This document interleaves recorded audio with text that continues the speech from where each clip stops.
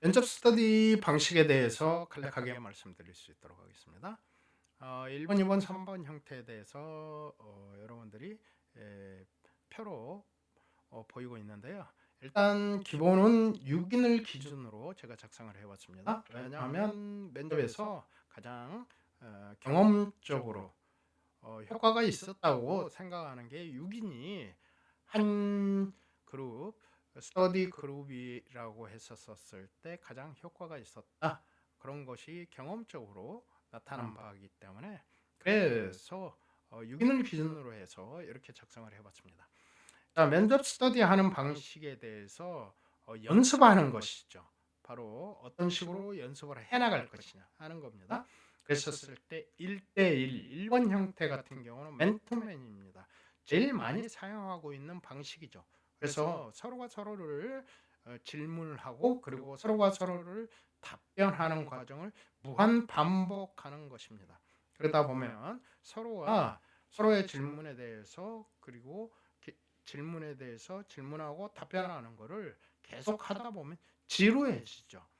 그러면은 어떻습니까? 조장이 서로가 파트너에 대해서 지루할 때쯤 되면 파트너를 교체하면서 그러면서 계속적으로 1대1 연습을 많이 하는 사람들이 바로 결국에는 어, 면접에서 좋은 점수를 받을 수 있습니다. 따라서 1번 형태가 가장 기본적인 형태이다 라고 생각을 하시면 되겠죠. 자, 1대1 파트너와 1대1로 연습을 하다가 그러다 보면 2번 형태로 가게 됩니다. 2번 형태가 뭐냐 하는 것이죠. 바로 집중 연습하는 형태입니다. 한 사람이 답변을 하고 두 사람이 질문을 하는 형태입니다. 두 사람이 압박과 그리고 질문을 병행해 가면서 그러면서 한 사람을 상대로 해서 빠른 속도로 계속해서 질문을 하게 됩니다. 그러다 보면 한 사람이 답변하는데 매우 애를 먹습니다. 그러는 과정에서 면접의 실력은 쑥쑥 자랍니다. 물론 질문하는 사람들의 입장에서도 바로 지적 같은 거는 되도록이면 삼가하시는 게 좋습니다. 왜냐하면 지적을 많이 하는 스터디일수록 그 스터디 조에서 고정화된 패턴이 생기게 됩니다. 쉽게 하면 다양한 답변이거나 다양한 형태의 의견들이 나오지가 않아요.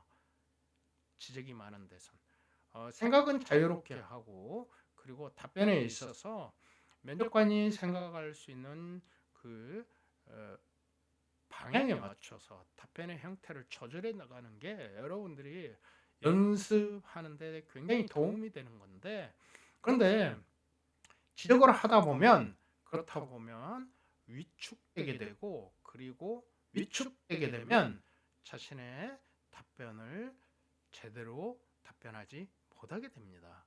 그러니까 지적은 되도록이면 삼가하시는 것이 좋습니다.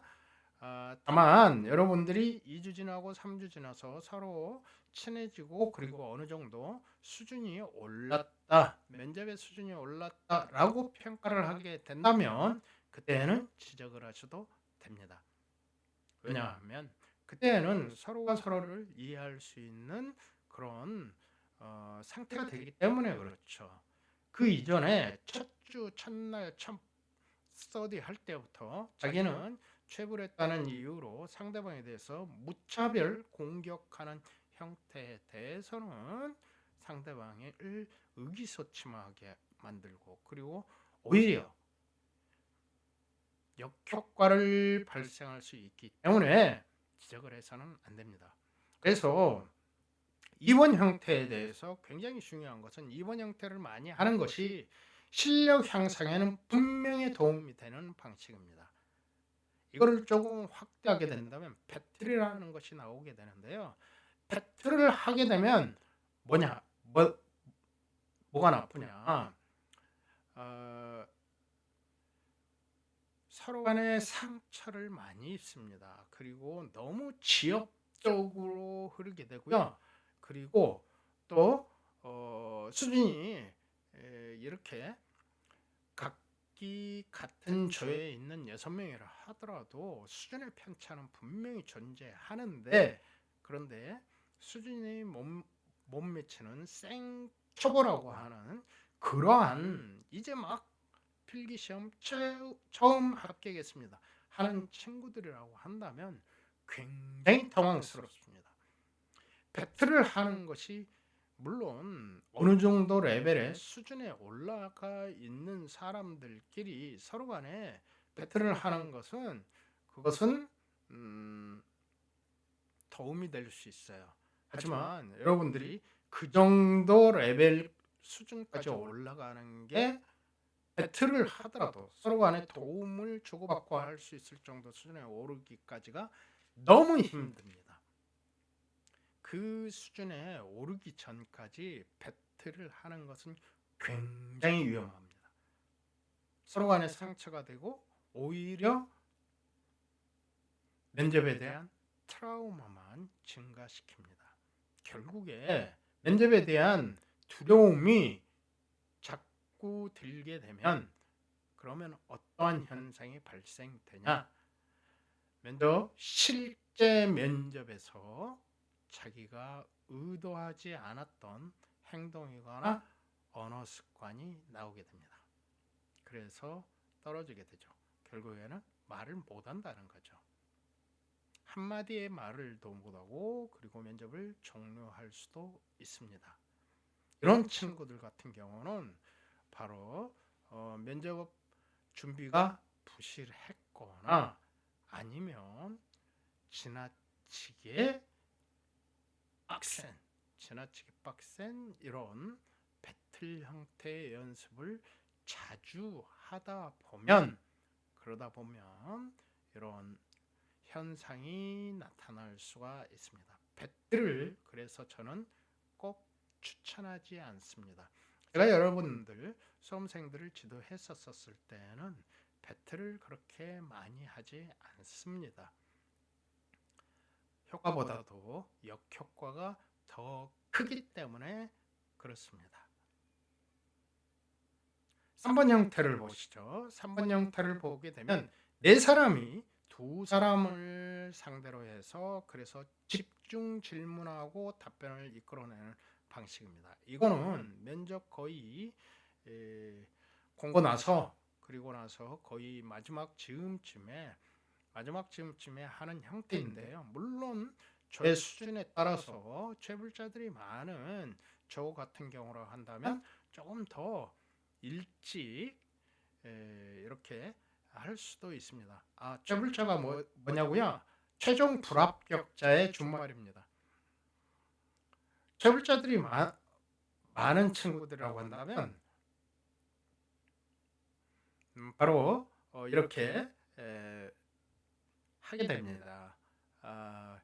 조금 더 이른 시기에 두 사람을 놔두고 네 사람이 집중 질문 형태로 네 사람이 면접관처럼 되어서 질문을 하는 겁니다. 그래서 개별 질문이거나 집단, 단체 질문을 반복해서 정해진 시간 내에 하고 그리고 평가를 같이 하는 경우도 있습니다. 여러분들이 타 수험생에 대해서 평가를 할 정도 수준에 이르게 되면 거의 면접을 하산할 시점이 되는 것도 다가온 것입니다. 그 정도 레벨까지 올라가시길 진심으로 바랍니다. 타 수험생을 면접관처럼 평가할 수 있을 정도의 수준에 이르기를 진심으로 바랍니다. 쉽지는 않습니다. 이러한 단계적인 과정을 거쳐서 여러분들이 하나의 완성된 면접자 그리고 수험생이 되어서 여러분들이 생각하는 그런 생각을 올바르게 정확하게 전달할 수 있는 능력자로 그렇게 바뀌어 나가게 될 것이라고 확신합니다. 여러분들 화이팅!